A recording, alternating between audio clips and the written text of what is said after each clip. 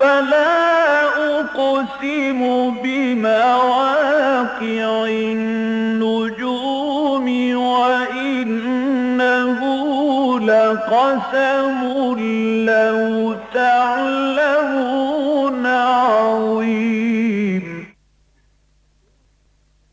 إنه لقرآن كريم في كتاب مكنون لا يمسه إلا المطهرون تنزيل من رب العالمين.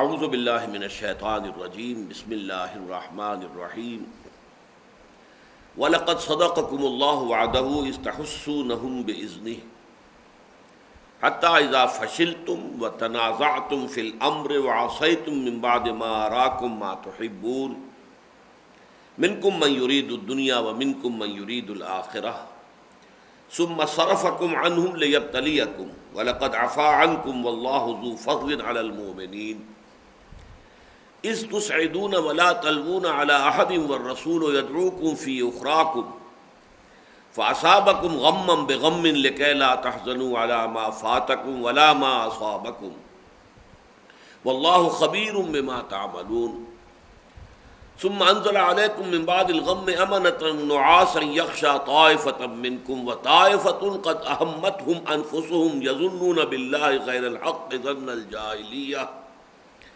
یقولون هل لنا من الامر من شيء قل ان الامر كله لله يخفون في انفسهم ما لا يبدون لك يقولون لو كان لنا من الامر شيء ما قتلنا هاهنا قل لو كنتم في بيوتكم لبرز الذين كتب عليهم القتل الى مضاجعهم وليبتلي الله ما في صدوركم وليمحص ما في قلوبكم واللہ علیم بذات الصدور ان الذین تولوا منکم یوم التقى الجمعان انما استزلهم الشیطان ببعض ما کسبوا ولقد عفا اللہ عنہم ان اللہ غفور حلیم صدق اللہ العظیم رب اشرح لی صدری ویسر لی امری واحلل عقدۃ من لسانی یفقہوا قولی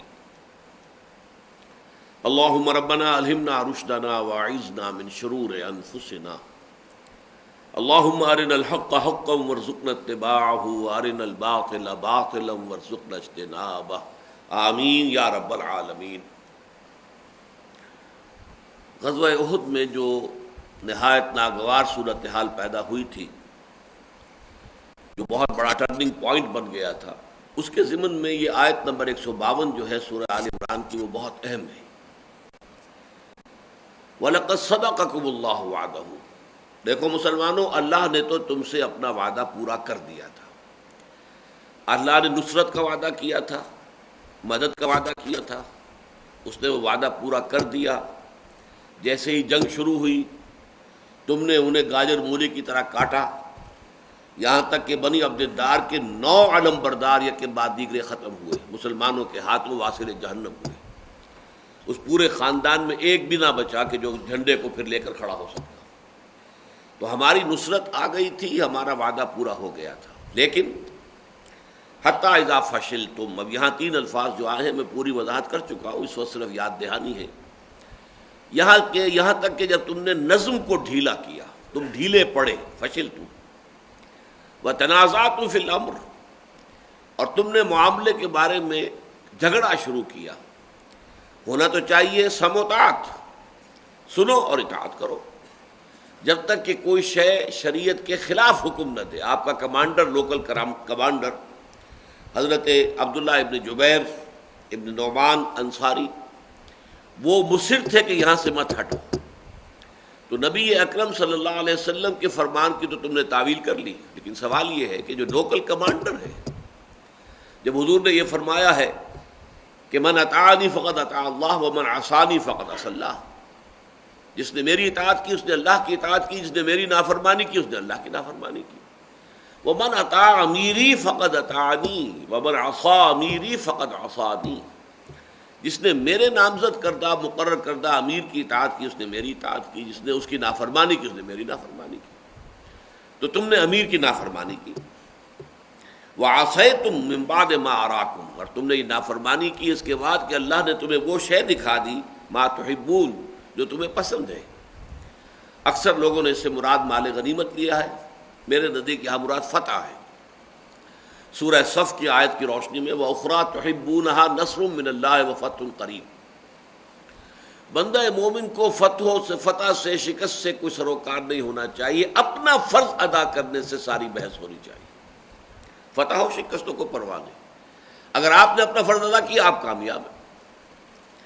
منکم من یرید الدنیا ومنکم من یرید الآخرہ، تم میں ایسے بھی ہیں کہ جو دنیا کے طالب ہیں. دنیا کی بھی دو چیزیں ہوتی ہیں، یا دنیا کی مال و دولت یا دنیا میں فتح مندی. تو دنیا کی فتح مندی تمہارے پیش نظر ہے.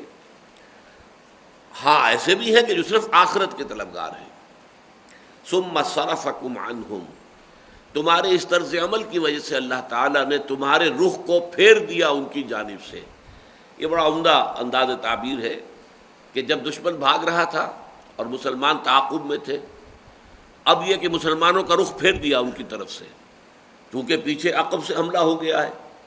خالد بن ولید جو ہے اپنے رسالے کے ساتھ حملہ آور ہو گئے ہیں، لہذا سب کی توجہ پیچھے ہو گئی. تو گویا جو دوڑ رہے تھے بھاگ رہے تھے ان کو بھی موقع ہو گیا کہ پیچھے پلٹ کر حملہ آور ہو جائے. تو اس طریقے سے چکی کے دو پارٹوں کے درمیان ہے، مسلمانوں تم آ گئے. لیکن یہ کس لیے؟ لِیَبْتَلِیَکُمْ، یہ میں نے کئی مرتبہ واضح کر دیا ہے. اس سورہ مبارکہ میں یہ مضمون بہت وضاحت کے ساتھ اور تکرار کے ساتھ آیا کہ یہ جو مصائب دنیا میں آتے ہیں، مشکلات آتی ہیں اللہ کی طرف سے، تو در حقیقت ان میں بھی حکمت پوشیدہ ہے، اس میں بھی خیر ہے.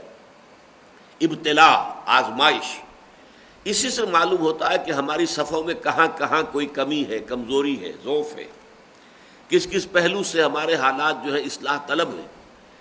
اگر فتح پر فتح ہی حاصل ہوتی چلی جائے، اللہ تعالیٰ کی نصرت جو ہے ہر وقت ہماری غلطیوں اور خامیوں کو کنڈون کرتی رہے، تو پھر ظاہر بات ہے کہ اصلاح کی شکل کبھی بھی پیدا نہیں ہوگی. پھر یہ ہے کہ وہ غلطیاں جو ہے کمپاؤنڈ ہوتی چلی جائیں گی، بڑھتی چلی جائیں گی، خامیاں کمزوریاں جمع ہوتی چلی جائیں گی. تو اللہ تعالیٰ کی حکمت ہوتی ہے کہ وہ چاہے کہ تم دیکھ لو کہ تمہارے اندر کہاں کہاں رکھنے ہیں، کہاں کہاں کوتاہیاں ہیں، کہاں کہاں کمزوریاں ہیں، کہاں کہاں پانی مرتا ہے، جسے ہم اپنے محاورے میں کہتے ہیں. وَلَقَدْ عَفَا عَنْكُمْ، البتہ اللہ تمہیں معاف کر چکا ہے. یعنی جو خطا ہوئی ہے نیک نیتی سے ہوئی ہے، اس میں کوئی بدنیتی نہیں تھی، کوئی نفاق نہیں تھا، لہذا اللہ نے معاف کر دیا. اگرچہ دنیاوی سزا اس نے دی تمہیں، یہ دنیاوی سزا ضروری تھی آئندہ کے لیے، تربیت کے لیے، لیکن یہ کہ اخروی اعتبار سے مواخذہ نہیں ہوگا. اللہ تمہیں معافی دے چکا. معافی کا یہ گویا کہ اللہ تعالیٰ کی طرف سے اعلان عام ہو گیا. وَلَقَدْ عَفَا عَنْكُمْ، اللہ تعالیٰ تمہیں معاف فرما چکا ہے. وَاللَّهُ ذُو فَضْلٍ عَلَى الْمُؤْمِنِينَ، اللہ تعالیٰ اہل ایمان کے حق میں بڑے فضل والا ہے، بہت کرم کرنے والا، بہت رحم فرمانے والا، رحیم ہے، غفور ہے، شفیق ہے، خطاؤں سے درگزر کرنے والا ہے. اب اس کے بعد اگلی آیات میں کوئی نقشہ کھینچا جا رہا ہے کہ جو افراتفری ہو گئی. ابھی جو میں نے الفاظ استعمال کیے کہ چکی کے دو پارٹوں کے درمیان آنے کی وجہ سے جو صورتحال بن گئی، کیوس. اِذْ تُصْعِدُونَ، جبکہ اے مسلمانوں تم چڑھے جا رہے تھے. اب ظاہر بات ہے کہ اب ایک ہی راستہ ان کے پاس بچت کا رہ گیا تھا، پہاڑوں پر چڑھ جائیں. دامن احد میں جنگ ہو رہی ہے، بھاگ کر پہاڑ کے اوپر جا کے پناہ لے لیں. تو جن کو بھی اس وقت پناہ لینے کی فکر ہوئی وہ دوڑے پہاڑ کی طرف. اِذْ تُصْعِدُونَ، جبکہ تم چڑھے جا رہے تھے اوپر پہاڑ کے. وَلَا تَلْوُونَ عَلَىٰ أَحَدٍ، اور تم کسی کی طرف مڑ کر نہیں دیکھ رہے تھے. ہمارے ہاں بھی محاورے میں کہتے ہیں کہ وہ ایسا دوڑا کہ پیچھے مڑ کر نہیں دیکھا. یعنی وہ ایک کیفیت جو ہے اس کو ولا تلوون علی احد، کسی کو پیچھے مڑ کر نہیں دیکھ رہے تھے کہ کون پیچھے آ رہا ہے کون پیچھے رہ گیا ہے. والرسول یدعوکم فی اخراکم، جبکہ تمہارے عقب میں تمہارے پیچھے رسول صلی اللہ علیہ وسلم تمہیں پکار رہے تھے کہ مسلمانوں کہاں جا رہے ہو، الیہ یا عباد اللہ، اے اللہ کے بندو ادھر آؤ، اپنے قدموں کو جماؤ، مضبوطی کے ساتھ کھڑے ہو، مقابلہ کرو. صورتحال جو بھی آ گئی ہے اب اس سے عہدہ برا ہونے کے لیے اپنی ہمت کو جمع کرو، مجتمع کرو. فَأَصَابَكُمْ غَمًّا بِغَمٍّ لِكَيْ لَا تَحْزَنُوا عَلَىٰ مَا فَاتَكُمْ وَلَا مَا أَصَابَكُمْ، تو اللہ نے تمہیں غم کے بدلے غم دیا یا غم پر غم دیا. یہاں پر اصل میں غمًا بِغَمٍ أَصَابَكُمْ تم پر ڈالا، غم پر غم یا غم کے بدلے غم. دو ترجمے ہیں جو مفسرین نے اور مترجمین نے کیے. صورتحال یہ تھی کہ پے بپے غم آ رہے ہیں. پہلا غم تو یہ کہ فتح ہاتھ سے جاتی رہی، دوسرا غم سامنے دیکھ رہے ہیں کہ بہت سے لوگ جو ہے شہید ہو رہے ہیں. یہ ساری صورتحال جو ہے پے بپے غم پر غم. اور سب سے بڑھ کر غم یہ کہ حضور کے بارے میں یہ خبر اڑ گئی کہ حضور کا بھی انتقال ہو گیا، شہید ہو گئے، محمد صلی اللہ علیہ وسلم قتل ہو گئے. اب اس کو دو طریقے پر ترجمہ کیا ہے. ایک تو یہ کہ اللہ تعالیٰ نے یہ بڑا غم تمہیں دے کر، یہاں غم بعوض غم کے، یہ جو لفظی ترجمہ کیا جائے گا غمن بے غمن، یعنی ایک غم کی بجائے دوسرا غم. تمہیں پہلے جو غم تھے اس پر ایک بہت بڑا غم جو ہے اس کا اضافہ کر دیا. اور وہ غم کیا تھا؟ حضور صلی اللہ علیہ وسلم کے انتقال کی خبر. نتیجہ کیا نکلتا ہے کہ اپنے سب دکھ بھول گئے، اپنے سارے غم جو ہیں وہ در حقیقت اسی دفتر بے معنی غرق میں نہ بھولا، اس بڑے غم کے اندر سب کے سب غم گھل گئے. اور ایک ترجمہ یہ کیا ہے، اور یہ عربی زبان میں قاعدہ ہے کہ حروف جار جو ہیں وہ ایک دوسرے کی جگہ آ جاتے ہیں، جو بھی زبان کا جو سیاق و سباق ہے اس کے اعتبار سے. تو فَأَصَابَكُمْ غَمًّا عَلَىٰ غَمٍّ، یہ بھی اس کا مفہوم ہو سکتا ہے، غم پر غم، پے بپے غم، ایک غم دوسرا غم تیسرا غم. اس لیے کہ جب یہ انسان پر اس طریقے سے تابڑ توڑ اور پے بپے غم آتے ہیں تو اس کا ایک نتیجہ نکلتا ہے، اس کے اندر جو ہے تحمل کی طاقت بڑھتی چلی جاتی ہے، برداشت. جیسے کہ آپ کو معلوم ہے ہمارے ہاں میڈیکل سائنس میں ہلکی ہلکی انفیکشن ہوتی رہے تو ریزسٹنس ڈیولپ ہو جاتا ہے، اور اچانک ایک انفیکشن ہو تو آدمی جو ہے پھر اس کا مقابلہ نہیں کر سکتا. امریکہ اور یورپ سے آئے ہوئے لوگ یہاں پر پانی پیتے ہیں بیمار ہو جاتے ہیں، ہم وہی پانی پیتے ہیں ہمیں کچھ نہیں ہوتا، ہم تو روز پیتے ہیں. جو بھی اس میں جراثیم ہے، جو بھی کچھ ہے، ہم ان کے عادی ہو چکے ہیں، ہمارے اندر امیون سسٹم ڈیولپ ہو چکا ہے، ہم اس کا مقابلہ کر سکتے ہیں.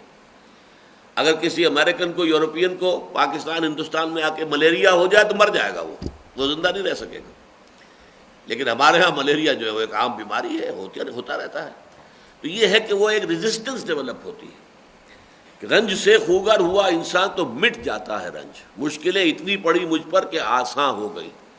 تو فرمایا یہ سارا ہم نے اس لیے کیا کہ لِكَيْ لَا تَحْزَنُوا عَلَىٰ مَا فَاتَكُمْ وَلَا مَا أَصَابَكُمْ، تاکہ جو بھی تمہارے ہاتھ سے جاتا رہے، چھوٹ جائے، یا جو بھی مصیبت تم پر پڑے اس پر غم نہ کیا کرو، افسوس نہ کیا کرو، حزن نہ کیا کرو.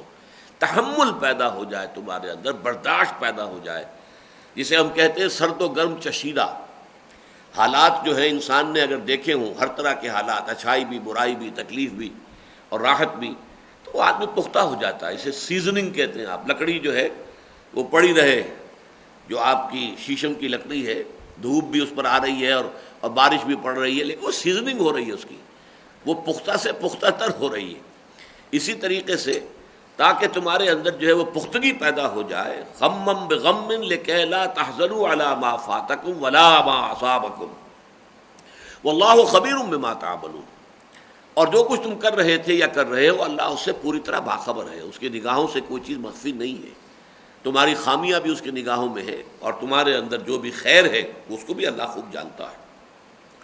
ثم انزل علیکم من بعد الغم امنۃ نعاسا یغشی طائفۃ منکم، پھر اللہ تعالیٰ نے نازل کر دیا تم پر اس غم کے بعد ایک غنودگی کی کیفیت کو، امن کے ساتھ. اب دیکھیے انسان اگر متفکر ہے، پریشان ہے، خوف زدہ، اسے نیند نہیں آئے گی. نیند کب آتی ہے، اونگ کب آتی ہے؟ جب انسان کوئی طمانینت محسوس کرے، اطمینان محسوس کرے، کوئی کھٹکا نہیں، کوئی اندیشہ نہیں. یہ اندرونی جو انسان کا داخلی امن ہوتا ہے اسی سے در حقیقت پھر اونگ یا نیند آتی ہے. تو اللہ تعالیٰ اپنے ایک احسان کے طور پر فرما رہا ہے کہ اس ساری بپتا کے بعد اللہ تعالیٰ نے تمہارے دلوں کے اندر ایک ایسے امن کی کیفیت طاری کر دی. ثم انزل علیکم من بعد الغم امانۃ، ایک امن کی کیفیت، اطمینان کی کیفیت. جو ہوا ما شاء اللہ کان وما لم یشاء لم یکن، جو اللہ نے چاہا ہو گیا، اور جو اللہ کی مشیت میں نہیں تھا وہ نہیں ہو سکتا تھا. جب انسان یہ سمجھ لیتا ہے کہ جو بھی کچھ ہے بزن رب آیا ہے، اور وہ ہمارا مولا ہے، مالک ہے، آقا ہے، پروردگار ہے، ہر ساقی ما ریخت عین الطاف است، میرے مالک میرے آقا اس کی طرف سے جو شے بھی آئے میرے لیے وہ عین اس کی مہربانی ہے، اس کی عطا ہے، اس کی جود و سخا ہے. یہ کیفیت جب پیدا ہو جاتی ہے تو اس کا نتیجہ کیا نکلا کہ ایک طرح کی اونگ کی سی کیفیت بھی بہت سے اصحاب پر طاری ہوئی.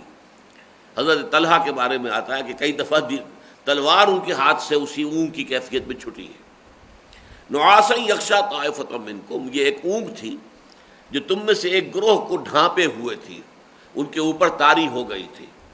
لیکن ایک اور گروہ بھی تھا، وطائفۃ قد اہمتہم انفسہم، باقی کچھ ایسے لوگ بھی تھے جنہیں اپنی جانوں کی پڑی ہوئی تھی. یہ ترجمہ کا ترجمہ کر رہا ہوں میں، جو بابحاورہ، یعنی انہیں اپنی جانوں کی فکر تھی. اب کیا ہوگا، اب تو مارے گئے، اب تو کوئی راستہ نہیں ہے، شکست ہو گئی، یہ کیا ہوا. معلوم ہوتا ہے کہ یہ تو سارا کھیل ختم. جن لوگوں کے اندر بھی کوئی ضعف ایمان تھا، نفاق نہیں، ضعف ایمان، یہ دو چیزیں جدا ہیں بالکل. ضعف ایمان کی ایک آخری حد ہوتی ہے نفاق، لیکن شروع میں ضعف ایمان، کمزوری، یہ اپنی جگہ پر ایک شے ہے، اس کے اپنے کچھ اثرات ہوتے ہیں اور ظاہر ہوتے ہیں.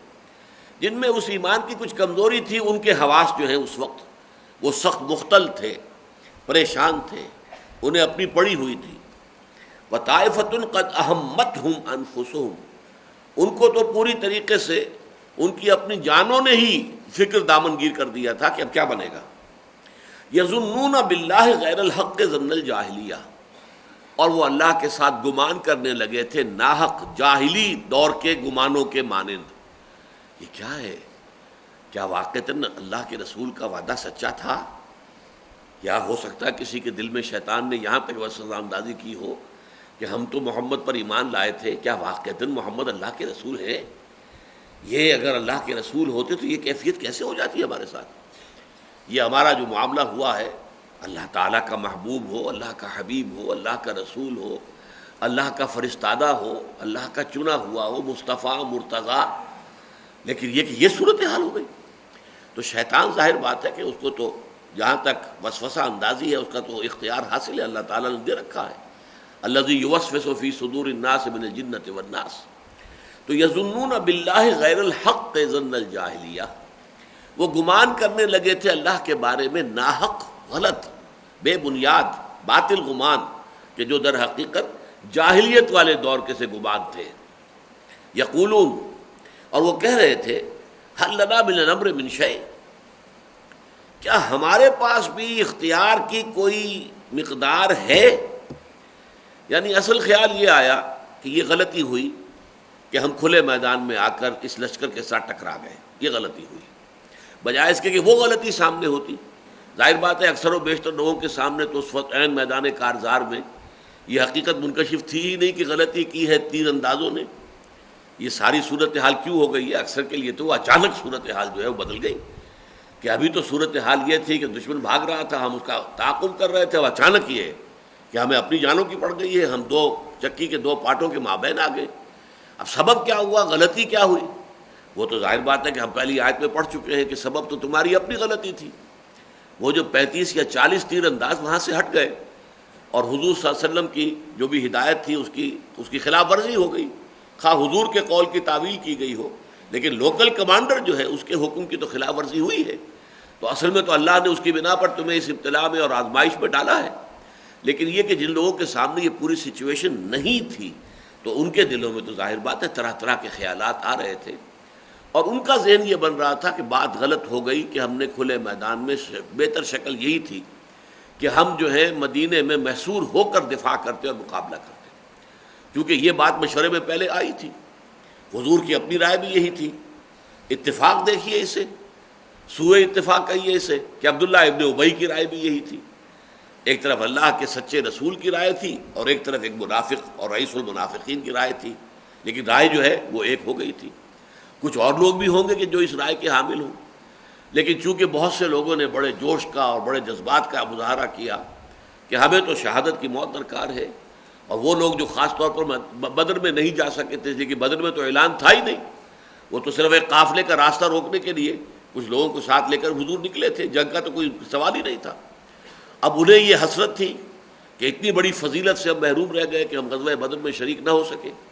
جب سورہ انفال نازل ہوئی ہوگی تو اس سے کتنا حسرت کا آپ اندازہ کر سکتے ہیں لوگوں کی کہ کیا ان کا مقام و مرتبہ تھا کہ جو اس میدان بدر میں حاضر تھے، تو اس سے محرومی ہو گئی. اس محرومی کا ان کے اوپر رد عمل تھا کہ ہمیں تو اب پورا موقع ملنا چاہیے، ہم اپنے شجاعت کے جوہر بھی دکھائیں، اپنے شوق جہاد اور ذوق شہادت کا جو ہے اس کا بھی اظہار کر سکیں.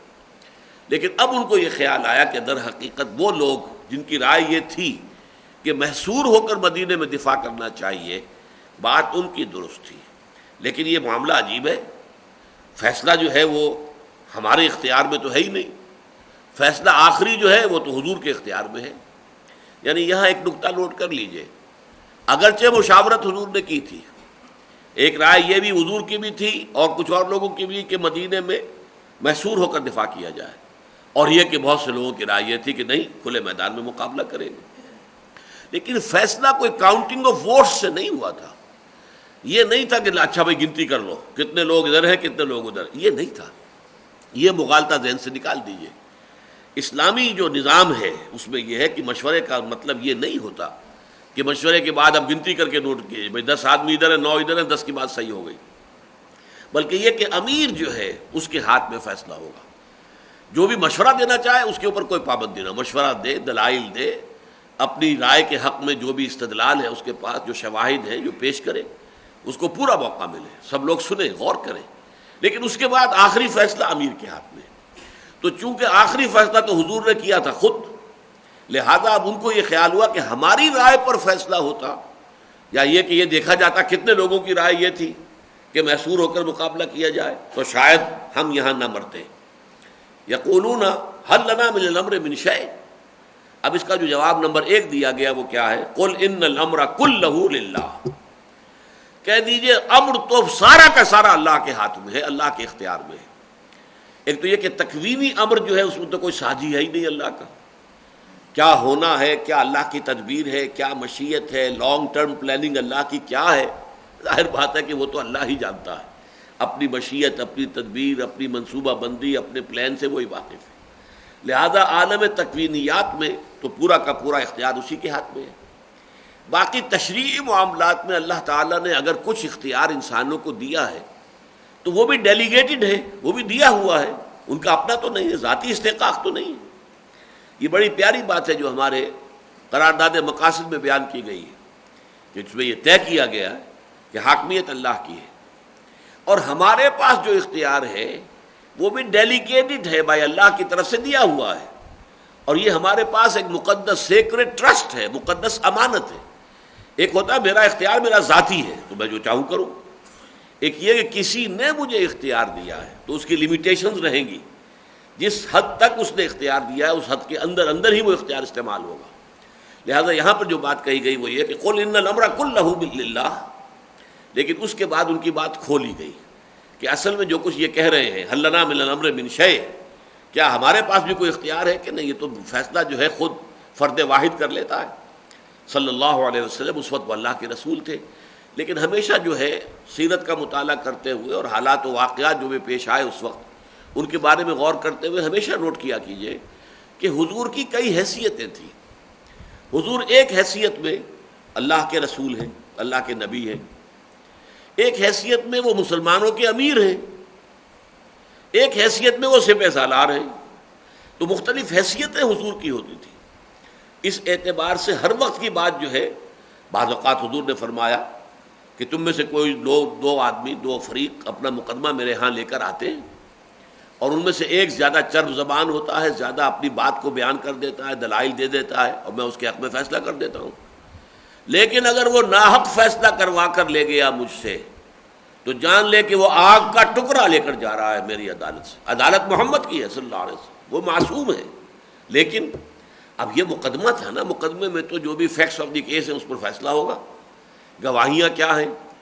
فرض کیجئے کوئی ایک شخص جھوٹی گواہیاں لے آیا لیکن ہے ایسی زوردار، کیا ظاہر بات ہے منصف جو بیٹھا ہوا ہے اس کو کیا کرنا ہے؟ اس کو تو فیکٹس آف دی کیس پر فیصلہ کرنا ہے۔ یہاں حضور کا ایکشن جو ہے ایز اے نبی نہیں ہے، آپ کی یہاں حیثیت جو ہے ایک منصف کی ہے، قاضی کی ہے، اور اس معاملے میں غلطی ہو سکتی ہے، خطا ہو سکتی ہے۔ اسی لیے حضور نے فرمایا کہ اگر کوئی چرب زبان جو ہے فرض کیجئے کسی زمین کے ٹکڑے کا کوئی مقدمہ ہے، وہ ایک شخص کہتا ہے یہ میرا ہے، دوسرا کہتا ہے میرا ہے، لیکن جو بھی کنٹینڈنگ پارٹیز ہیں ان میں سے ایک جو ہے شخص وہ لسان ہے، بولنے والا ہے، دلیل دے سکتا ہے، ذہین ہے، اور وہ ایسا اپنا مقدمہ پیش کرتا ہے کہ حضور اس کے حق میں فیصلہ دے دیتے ہیں، حالانکہ حقیقت میں وہ پلاٹ اس کا نہیں ہے، کسی اور کا ہے۔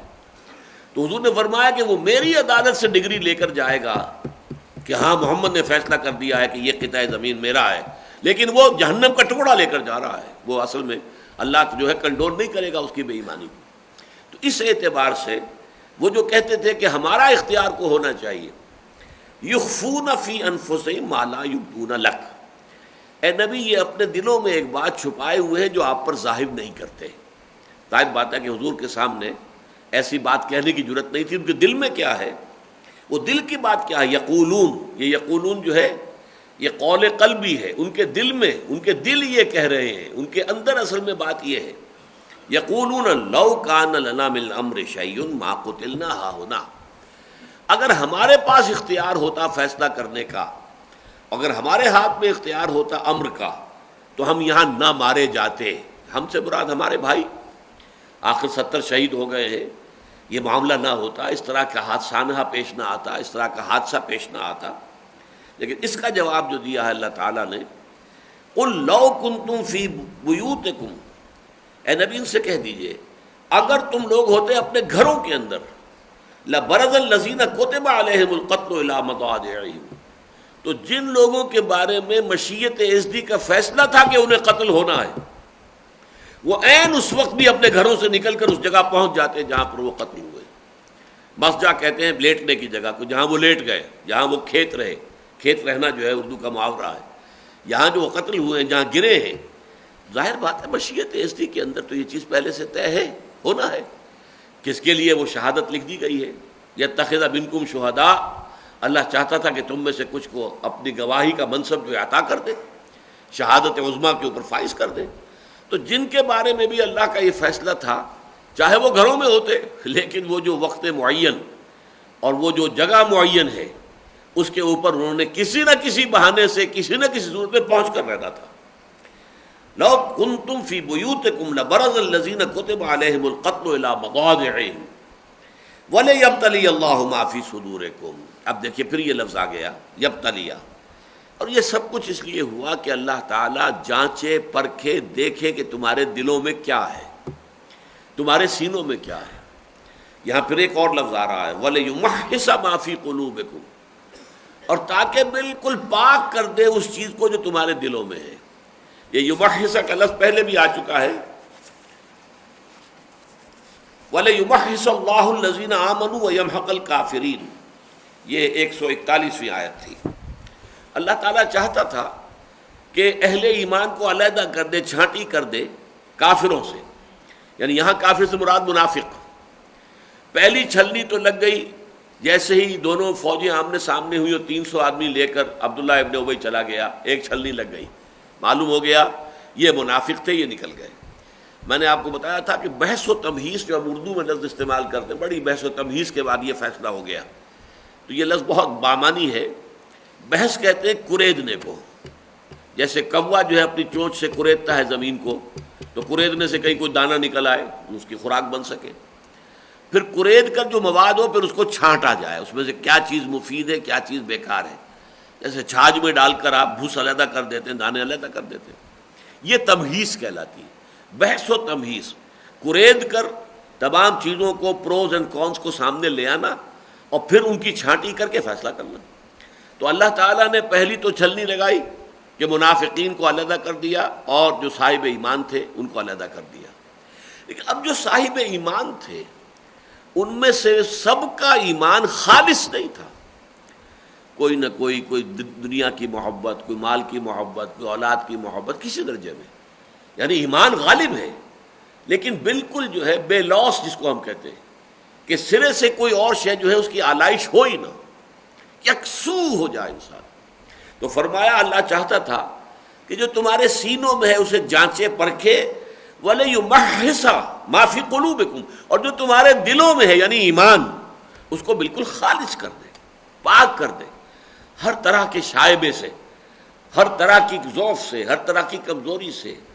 مقاصد میں، مطالب میں مقصود جو ہے لا مقصود الا اللہ، لا مطلوب الا اللہ، لا محبوب الا اللہ، یہ پورے خلوص اور اخلاص کے ساتھ اور پوری یکرنگی کے ساتھ، یکسوئی کے ساتھ تمہاری کیفیت ہو جائے، یہ اس آزمائش کا مقصد تھا. یہ دوسری چھلنی ہو گئی. ایک چھلنی ظاہر میں لگی، منافق علیحدہ ہو گئے، صاحب ایمان ایک طرف ہو گئے. لیکن صاحب ایمان میں بھی ہر ایک کے درجات ہیں. ایک ایمان ابو بکر صدیق کا ہے، عمر فاروق کا ہے، ایک ایمان عام ایک صحابی کا ہے. وہ منافق نہیں ہے لیکن ایمان جو ہے وہ اس درجے کا نہیں ہے. ایمان میں ضعف بھی ہو سکتا ہے، جو الفاظ ابھی ہم پڑھتے آ رہے ہیں کہ جن کے دلوں میں ایمان ضعف ذرا کمزور تھا ان کے لیے یہ ہے کہ قد اہمتہم انفسہم یظنون باللہ غیر الحق ظن الجاہلیہ، ان کے اوپر جو وسوسہ شیطانی ہے اس کا غلبہ ہو گیا، حملہ ہو گیا، اس لیے کہ ان کا ایمان اتنا مضبوط نہیں تھا. منافق ہرگز نہیں تھے. لیکن اب ایمان کی جہاں تک اسٹرینتھ کا تعلق ہے، ایمان کی جہاں تک گہرائی کا تعلق ہے، ایمان کے جہاں تک رسوخ کا تعلق ہے، پختگی کا تعلق ہے، وہ سب برابر نہیں ہوتے. خدا پنج انگشت یکساں نہ کرت، نہ ہر زن زنست و نہ ہر مرد مرد، ہر ایک کا معاملہ علیحدہ ہے. لہذا یہاں اللہ تعالیٰ نے چاہا کہ جو کچھ تمہارے سینوں میں ہے اسے جانچے اور پرکھے، اور جو تمہارے دلوں میں ہے، دلوں میں کیا ایمان، اس کو بالکل پاک کر دے، صاف کر دے، اس میں کوئی آلائش، کسی اور طرح کی شے جو ہے باقی نہ رہے. واللہ علیم بذات الصدور، اور دیکھو اللہ تعالیٰ خوب واقف ہے جو کچھ کے سینوں کے اندر ہے، جو کچھ لوگوں کے اندر سینوں کے اندر جو ارادے ہیں، جو نیتیں ہیں. ایمان ہے تو کتنا ہے، کتنا پختہ ہے، کتنا گہرا ہے، کتنا یکسو ہے، یہ ساری چیزیں اللہ کے علم میں ہیں. ان الذین تولوا منکم یوم التقى الجمعان. اب یہاں ایک اور بہت اہم حقیقت ہے جس پر سے پردہ اٹھایا جا رہا ہے. یقیناً وہ لوگ کہ جو پیٹھ موڑ گئے تم میں سے اس دن جب کہ دو لشکر آپس میں بھڑ گئے تھے. مراد ہوئی ہے یوم احد، دو لشکر تھے، مسلمانوں کا اور ایک کفار کا. اب جو افراتفری ہوئی ہے تو کچھ لوگ میدان چھوڑ کر بھاگ گئے. اب ان کی طرف جو ہے وہ التفات ہے. ان الذین تولوا منکم، جو لوگ پیٹھ دکھا کر چلے گئے. اور یہ پیٹھ دکھانا جو ہے میدان جنگ سے یہ بہت بڑا جرم ہے. سورہ انفال میں اس کے بارے میں آیا ہے کہ پیٹھ دکھا دینا میدان جنگ سے، پیٹھ موڑ کر چلے جانا، بھاگ جانا، یہ بہت بڑا جرم ہے. لیکن یہ ہوا کیوں؟ یہ منافق تو نہیں تھے، منافق تو پہلے چلے گئے تھے. یہ کیسے ہوا؟ ان الذین تولوا منکم یوم التقى الجمعان، بے شک وہ لوگ جو پیٹھ موڑ کر چلے گئے تم میں سے جس دن کے وہ دونوں لشکر جو ہیں ان کا مقابلہ ہوا. انما استزلهم الشیطان ببعض ما کسبوا، اور ان کو شیطان نے پھسلا دیا تھا ان کے بعض اعمال کی وجہ سے. یہ ایک فلسفیانہ بات ہے، حکمت بھری بات ہے جو یہاں یہ دیکھیے. انسان اگر کوئی غلطی کرتا ہے، کوئی گناہ کرتا ہے، اور گناہ سے اس نے فرض کیے توبہ کر لی، توبہ سے اس کی سزا تو زائل ہو جائے گی، لیکن ایسے محسوس ہوتا ہے کہ اس گناہ کا کچھ اثر اس کی اپنی شخصیت کے اندر باقی رہ جاتا ہے، کچھ کمزوری کسی کیفیت پیدا ہو جاتی ہے. اور یہ کمزوری وہ ہوتی ہے کہ جس کے سبب سے پھر اس کا ظہور ہوتا ہے کسی ایسے موقع پر. یہی معاملہ ہے جو حضرت موسیٰ علیہ السلام کے بارے میں قرآن میں آیا ہے کہ حضرت موسیٰ علیہ السلام جب کوہ طور پر پہنچے ہیں اور جب اللہ تعالیٰ نے وہاں فرمایا کہ تمہارے ہاتھ میں اسے ڈال دو، زمین پر انہوں نے اپنا عصا ڈال دیا اور وہ سانپ بن گیا. فلما رآہا تہتز کأنہا جان ولا موسیٰ مدبرا. اب حضرت موسیٰ نے جو ہے پیٹھ دکھا کر وہاں سے بھاگنا شروع کیا. ولم یعقب، وہی الفاظ آئے ہیں، پیچھے مڑ کے نہیں دیکھا، خوف. اللہ نے فرمایا موسیٰ لا تخف، ڈرو نہیں، رسولوں کی شان یہ نہیں ہے کہ وہ اللہ کے حضور میں آ کر اور ڈرے، لیکن سوائے اس کے کہ کسی سے کوئی خطا ایسی ہو گئی ہو جس خطا کی وجہ سے اس کے اندر کوئی کمزوری باقی رہ گئی، یہ اس کمزوری کا ظہور ہوا ہے جو ایک قبطی کو انہوں نے ہلاک کر دیا تھا، اگرچہ ہلاک کرنے کی نیت نہیں تھی، لیکن اس واقعے کی جگہ آپ پڑھیں سورہ قصص کے اندر تفصیل آتی ہے، وہ یہ ہے کہ حضرت موسیٰ نے دیکھا کہ دو آدمی لڑ رہے ہیں، ایک ان کی قوم کا آدمی تھا اسرائیلی، ایک دشمن کا تھا وہ قبطی تھا۔ تو اب جب اسرائیلی نے استغاثہ کیا، مدد طلب کی حضرت موسیٰ سے، تو حضرت موسیٰ نے آؤ دیکھا نہ تاؤ ایک مکہ رسید کر دیا اس قبطی کے، فقضا علیہ، اس کی جان ختم ہو گئی، مارا گیا۔ اب یہاں خطا کیا ہوئی ہے؟ خطا یہ ہوئی ہے کہ آپ نے تحقیق تو کی نہیں، کیا پتہ در حقیقت یہ اسرائیلی جو ہے شرارت اس کی ہو، جھگڑا تو اس کے ساتھ جو ہو رہا ہے، لیکن جھگڑا کیا تھا پہلے اس کی تحقیق ہونی چاہیے تھی، پھر یہ ہے کہ مجرم کو سزا دی جائے اور جو بھی جس پر ظلم ہو رہا ہے اس کی مدد کی جائے۔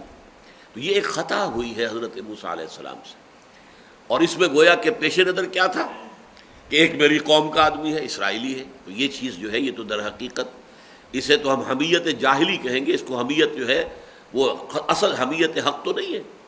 دیکھنا یہ چاہیے جیسے کہ سورہ نساء میں قرآن مجید میں فرمایا گیا کہ تم عدل کی بات کرو، یا ایھا الذین آمنوا کونوا قوامین بالقسط شہداء للہ ولو علی انفسکم او الوالدین والاقربین، چاہے کوئی بات تمہارے اپنے خلاف جا رہی ہو، حق کی بات، انصاف کی بات، یا تمہارے والدین کے خلاف یا رشتہ داروں کے خلاف، بہرحال تمہیں حق کی بات کہنی ہے۔ تو یہ خطا تھی جس کی وجہ سے کہ حضرت موسیٰ علیہ السلام کی شخصیت کے اندر وہ ایک ضعف کے اثر باقی رہ گیا۔ وہی بات یہاں فرمائی جا رہی ہے کہ اس روز جو لوگ میدان جنگ کو پیٹھ دکھا کر نکل گئے، بھاگ گئے، تو در حقیقت ان کے بے باز ما کسبوا، ان کے جو بعض اعمال تھے، ظاہر بات ہے اہل ایمان کے بھی سارے اعمال جو ہیں وہ سب کے سب ایک جیسے تو نہیں ہوتے، ایک معیار کے تو نہیں ہوتے، کبھی کوئی خطا بھی ہو جاتی ہے، اور خطا جو ہے جب اس کی توبہ ہو جائے تو وہ معاف بھی ہو جاتی ہے، لیکن ایسا محسوس ہوتا ہے واللہ عالم کہ انسانی شخصیت پر اس کا کوئی ریزیڈیول اثر باقی رہ جاتا ہے، جس کی بنا پر پھر شیطان کے حملے کی، جیسے ہم کہتے ہیں نا انسان کی ریزسٹنس جو ہے کم ہو جائے تو انفیکشن ہو جاتی ہے، وہی جراثیم ہوں، وہی حملہ کر رہے ہوں، لیکن آپ کے اپنے اندر جو ہے ریزسٹنس جو ہے، قوت مدافعت آپ کی قوی ہے، تو ظاہر بات ہے کہ وہ جراثیم کچھ نہیں کر سکیں گے، وہ خود ہی ختم ہو جائیں گے۔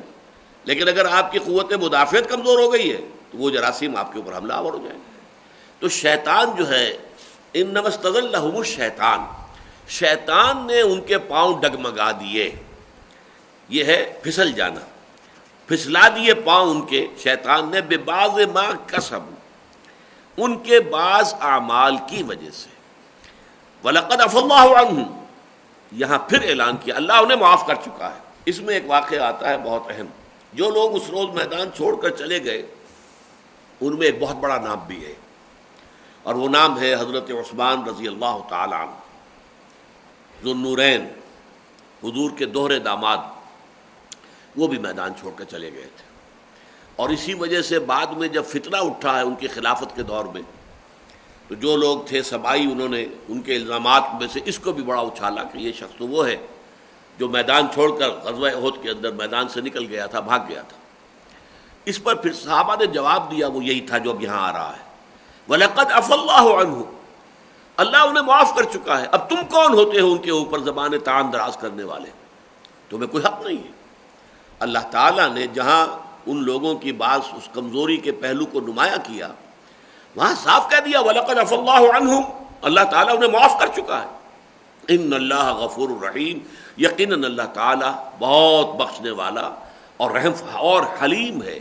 حلیم یہاں پر آیا ہے، حلم اسے کہتے ہیں کہ آدمی فوری طور پر کوئی سزا نہ دے، بلکہ بڑے تحمل کے ساتھ، حلم اور بردباری کے ساتھ۔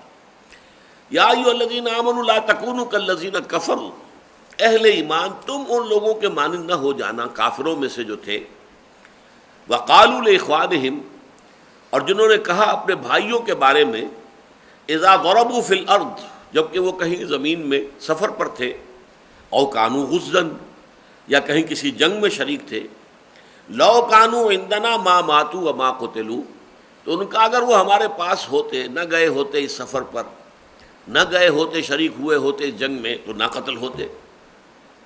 اب یہ بھی در حقیقت وہی مشیت اذنی، اس کے خلاف جو ایک خیال ہے، یہ نہ ہوتا تو یوں ہو جاتا، اور یوں نہ ہوتا تو یہ ہو جاتا، اور ایسا ہوتا تو یہ نتیجہ نکلتا۔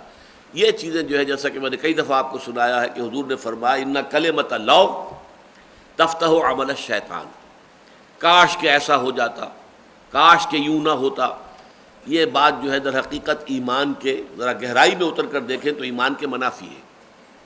جو ہوا اس لیے ہوا کہ اللہ کو اس کا ہونا پسند تھا، منظور تھا، ہونا تھا۔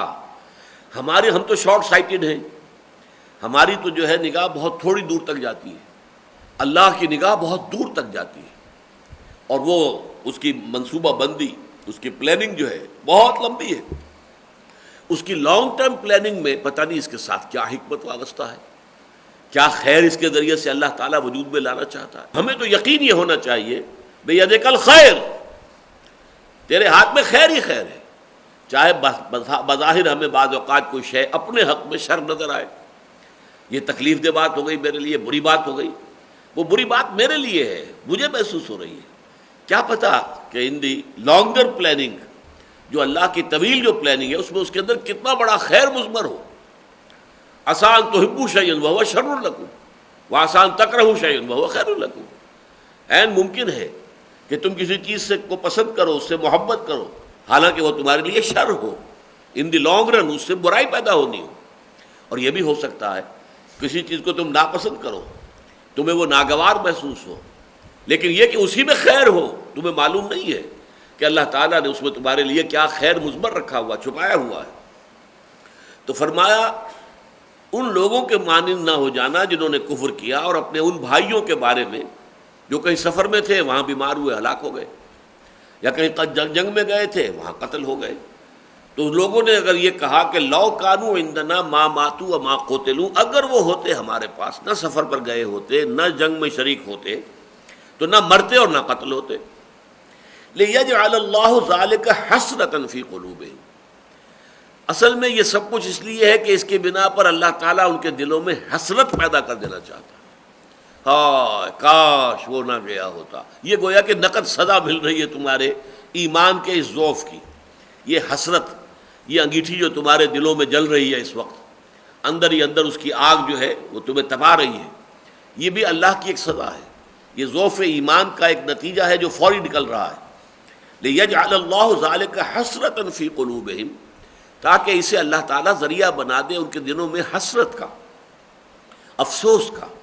واللہ یحیی و یمیت، حالانکہ بندہ مومن کو تو یہ سمجھنا چاہیے کہ اللہ ہی زندہ رکھتا ہے، اللہ ہی مارتا ہے، وقت معین ہے ہر ایک کا، وہ آنا ہی آنا ہے، ہر صورت آنا ہے۔ جیسا کہ ابھی ہم نے پڑھا، جن لوگوں کا وقت آ گیا تھا وہ گھروں میں بھی ہوتے تو کسی نہ کسی بہانے انہوں نے وہاں پہنچ جانا تھا جہاں ان کا قتل ہونا جو ہے وہ اللہ تعالیٰ کے علم میں پہلے سے طے تھا، وہ تو ہونا تھا۔ اس اعتبار سے واللہ یحیی و یمیت، اللہ ہی زندہ رکھتا ہے اور اللہ ہی موت دیتا ہے۔ واللہ بما تعملون بصیر، اور جو کچھ تم کر رہے ہو اللہ اسے دیکھ رہا ہے۔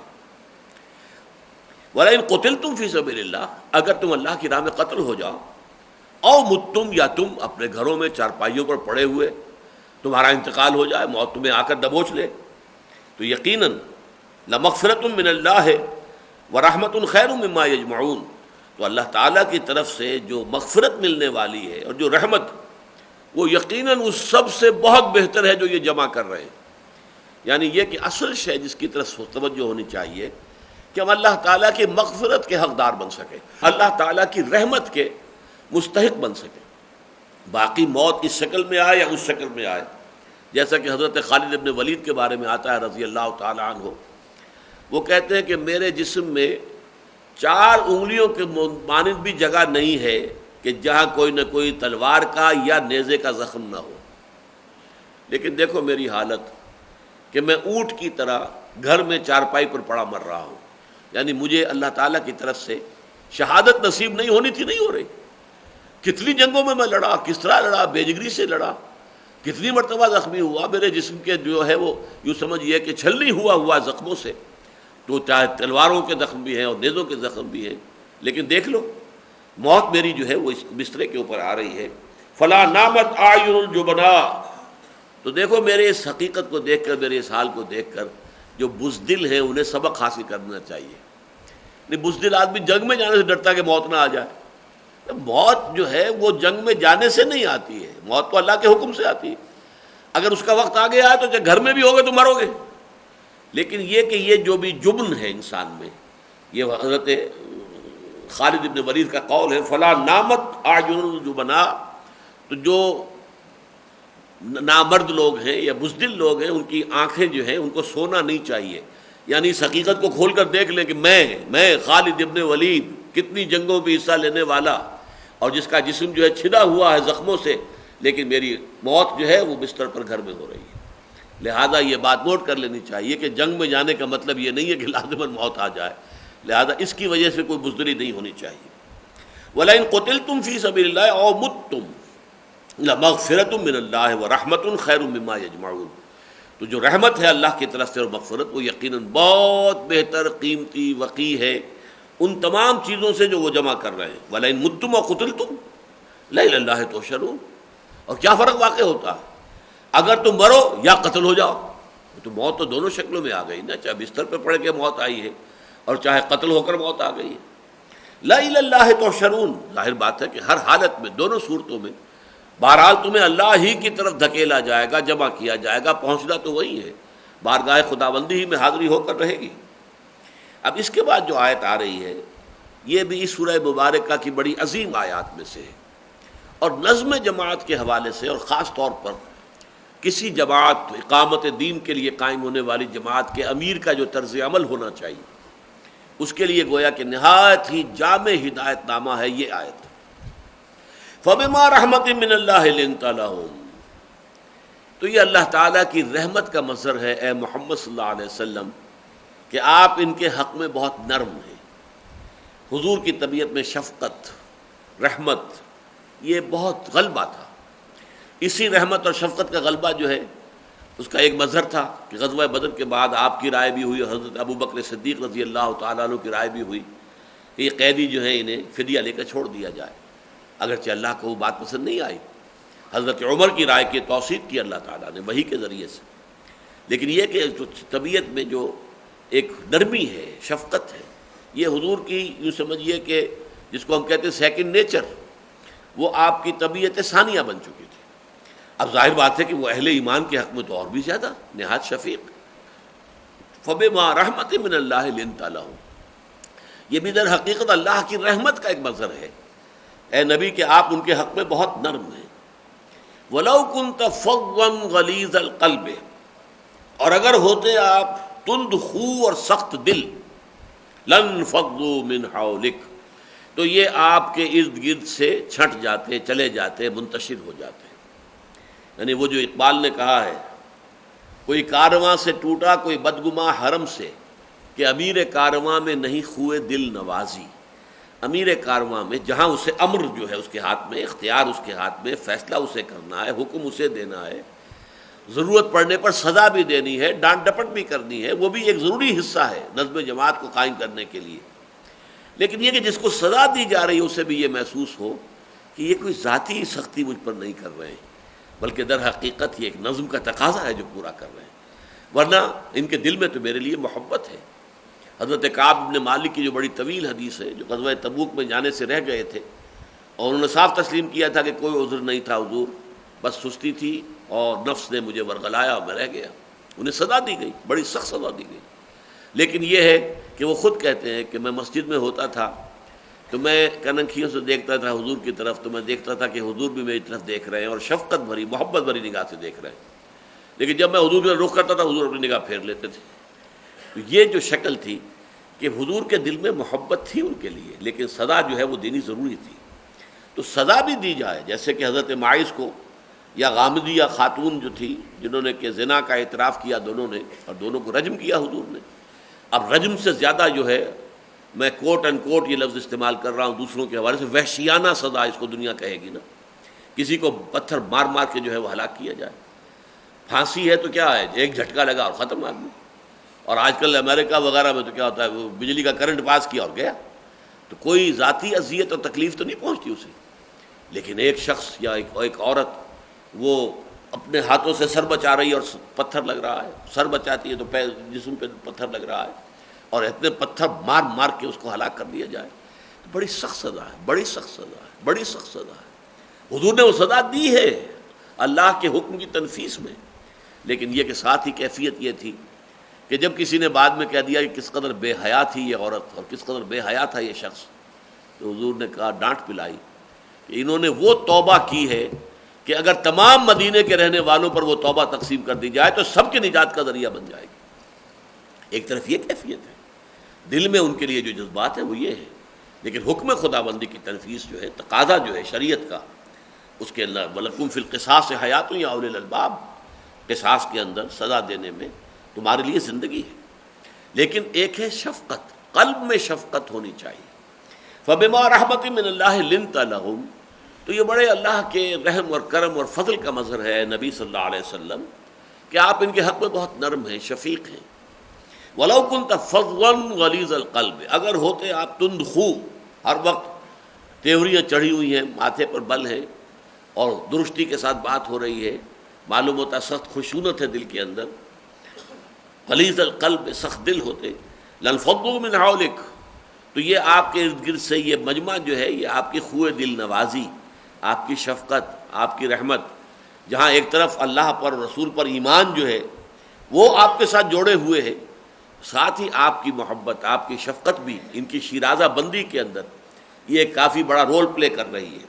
فاعف عنہم، تو اے نبی ان کو معاف کر دیا کیجئے، یعنی جو خطائیں اب ہم 2 مرتبہ آج پڑھ چکے ہیں، وَلَقَدْ عَفَا عَنْكُمْ وَلَقَدْ عَفَا اللَّهُ عَنْهُمْ، اللہ تمہیں معاف کر چکا، اللہ نے ان سب کو معاف کر دیا۔ اسی کا ایک عکس، اسی کا ایک ظل، اسی کا ایک سایہ، فاعف عنہم، تو اے نبی اپنے ان ساتھیوں کی کوتاہیوں سے درگزر کیا کیجئے، ان کی غلطیوں کو معاف کر دیا کیجئے۔ واستغفر لہم، اور نہ صرف یہ کہ خود معاف کر دیا کریں بلکہ اللہ سے استغفار کیا کریں ان کے حق میں، ان کے لیے اللہ تعالیٰ سے چاہیں کہ اللہ تو بھی معاف فرما دے، میں نے معاف کر دیا تو بھی معاف فرما دے۔ وشاورہم فی الامر، یہ بہت اہم ہے نکتہ، اور ان کو اپنے مشوروں میں شریک کیا کیجئے، یعنی یہ نہ ہو کہ صاحب اس نے تو یہ کام کیا تھا لہذا چلو نکالو اس کو، اس مشورے میں یہ شریک نہیں، تو خطا ہو گئی اسے معاف کر دیا۔ اب آپ کے طرز عمل میں اس کی وجہ سے کوئی مستقل جو ہے تبدیلی نہیں آ جانی چاہیے، انہیں بھی یہ مشورہ کرنا جو ہے یہ ایک بہت بڑا ذریعہ ہوتا ہے کانفیڈنس بلڈنگ جسے ہم کہتے ہیں۔ اگر آپ کسی سے مشورہ کرتے ہیں تو اس کے دل میں یہ احساس ہوتا ہے کہ انہیں میری رائے کی قدر ہے، میری بات یہ سننا چاہتے ہیں، مجھے بھی کچھ اہمیت دیتے ہیں، حالانکہ ایک شخص کے ہاتھ میں اختیار مطلق ہے، جو آپ فیصلہ کر دے، لیکن وہ کہہ رہا ہے آپ سے مشورہ دیجیے، مجھے مشورہ دو، مجھے مشورہ دو، جیسے کہ غزوہ بدر سے پہلے حضور نے بار بار کہا مجھے مشورہ دو، تو بالآخر حضرت سعد ابن عبادہ کھڑے ہوئے، کانک تعنینا یا رسول اللہ، اے اللہ کے رسول اب میں یہ سمجھ رہا ہوں کہ آپ کا روح سکون ہماری طرف ہے، اس لیے کہ جو بھی فیصلہ ہوا تھا، جو بیعت عقبہ ثانیہ ہوئی تھی، اس میں طے یہ ہوا تھا کہ اگر مدینے پر حملہ ہوا تو پھر ہم آپ کی حفاظت کریں گے۔ ابھی مدینے پر حملہ ہوا نہیں ہے، آپ باہر جا کر مقابلہ کرنا چاہ رہے ہیں، لیکن یہ سمجھ لیجئے فَإِنَّا آمَنَّا بِكَ وَصَدَّقْنَاكَ، ہم آپ پر ایمان لا چکے، ہم نے آپ کی تصدیق کی، ہم نے آپ کو اللہ کا رسول مانا ہے، اب ہمارے پاس آپ کے حکم کی پیروی کرنے کے سوا کوئی چارہ کار ہے ہی نہیں، آپ بسم اللہ کریں، قدم بڑھائیں، آپ آگے بڑھیں، ہم آپ کے پیچھے ہوں گے، آپ اپنی سواری سمندر میں ڈالیں گے، ہم بھی آپ کے پیچھے سمندر میں اتر جائیں گے۔ تو اس پر حضور صلی اللہ علیہ وسلم کا چہرہ گلنار ہو گیا، بہت خوشی اور بشاشت اور انبساط کے آثار ظاہر ہوئے۔ تو یہ شاورہم فی الامر، انہیں اپنے معاملات کے اندر مشوروں میں شریک کیا کیجیے۔ لیکن اب اس سے بھی اہم ترین نقطہ جو آ رہا ہے، آج کل ہمارے ہاں جن لوگوں پر کچھ جمہوریت کا بہت زیادہ شیطان سوار ہے، وہ دینی جماعتوں کے اندر بھی ہیں ایسے لوگ، اور ایسی شخصیتیں دانشوروں میں بھی ہیں جو سمجھتے ہیں کہ دینی جماعت کے اندر بھی امیر کی حیثیت یہ ہے کہ وہ شورا کی اکثریت کی رائے کا پابند ہو۔ یہ بالکل احمقانہ بات ہے، لفظ امیر ہی کے منافی بات ہے، مشورے کے لفظ کے خلاف ہے۔ مشورہ کسے کہتے ہیں؟ آپ مشورہ مجھ سے لیتے ہیں کسی معاملے میں، تو کیا آپ میرے مشورے کے پابند ہوتے ہیں؟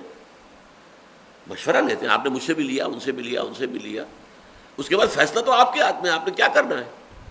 آپ کو میری بات میں بھلائی نظر آئی ہے، یا فلاں کے ہاتھ میں یا فلاں کے بات میں نظر آئی ہے، آپ نے قبول کیا۔ میں یہ نہیں کہا آپ نے مشورہ لیا مجھ سے تو لازم اب میری بات ماننی ہوگی، تو احمقانہ بات ہے، پاگل پن ہے۔ لفظ مشورہ جو ہے اس کے منافی ہے یہ۔ مشورہ جو ہے، مشورہ تو مشورہ ہوتا ہے، وہ بائنڈنگ نہیں ہوا کرتا۔ اس طرح لفظ امیر، امیر کیا ہے؟